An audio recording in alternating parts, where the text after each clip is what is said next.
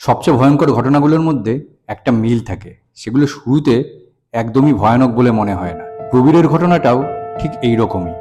আজ খুলছি case number 004, শেষ সম্প্রচার।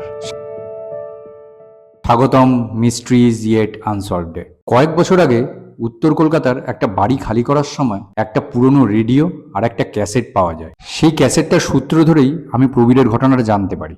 এবার আমি সেই ক্যাসেটটা চালিয়ে শোনাচ্ছি সে ক্যাসেটে কি শুনেছিলাম আমি জানি না এই রেকর্ডিংটা কেউ কোনোদিন শুনবে কিনা। যদি কেউ শোনেন তবে এই রেডিওটা চালাবেন না। লোকটা কে ছিল? তার নাম প্রবীর।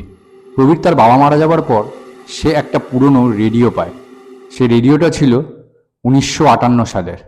প্রথমে সে রেডিওটা নিয়ে কিছু করেনি, কিন্তু কয়েকদিন বাদে সে রেডিওটা ঠিক করে। তারপর একদিন রাত্রিবেলা ঠিক 1:47 নাগাদ রেডিওর ভেতরের স্ট্যাটিকটা হঠাৎ চেঞ্জ হয়ে যায়। তখনই ভেতর থেকে একটা আওয়াজ আসে, প্রবীর, তুমি মাটিতে বসে আছো। তোমার সামনে একটা অ্যাস্ট্রে পড়ে আছে, যাতে পুরা 6টা সিগারেট, আর তোমার হাতে আর একটা সিগারেট জ্বলছে। তখন প্রবীর হঠাৎ করে তার ঘরের আশেপাশে দেখতে থাকে। তারপর তার চোখ যায় ওপরের সিলিংয়ের দিকে।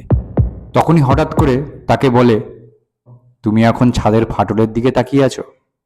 প্রবীর দেখে, হ্যাঁ সত্যি তো, ছাদে একটা ফাটল রয়েছে। তখন হঠাৎ করে রেডিও থেকে সে তার ছোটবেলার দেখা একটা ভয়ঙ্কর স্বপ্নের কথা বলা শুরু করে। যেই স্বপ্নটার কথা প্রবীর কোনোদিন কাউকে বলেনি। প্রবীর স্বপ্নটা শুনতেই সে সঙ্গে সঙ্গে তার পাশে রাখা একটা ছোট ক্যাসেট রেকর্ডার বার করে সেই স্বপ্নটার কথা রেকর্ড করতে শুরু করে। ঠিক স্বপ্ন বলা শেষ হওয়ার পর প্রবীর সঙ্গে সঙ্গে রেডিওটাকে অফ করে দেয়। কিন্তু রেডিওটা অফ করে দেওয়ার পরেও ভেতর থেকে প্রায় 3 সেকেন্ডের মতো একটা আওয়াজ আসে। প্রবীর, তুমি কি শুনছো? তুমি শুনতে পাচ্ছ প্রবীর? সকালে সে ঘুম থেকে উঠে রেডিওটাকে তার কাঠের ক্যাবিনেটে রাখার সময় লক্ষ্য করে রেডিওর গায়ে একটা আঙুলের পোড়া ছাপ, ঠিক তার বাহাতের বুড়ো আঙুলের মতো। প্রবীর মনে করে হয়তো কোনো ভালভের তাপে সেটা পুড়ে গেছে। পরের দিন রাতেও রেডিওটা যেন তার জন্য অপেক্ষা করছিল।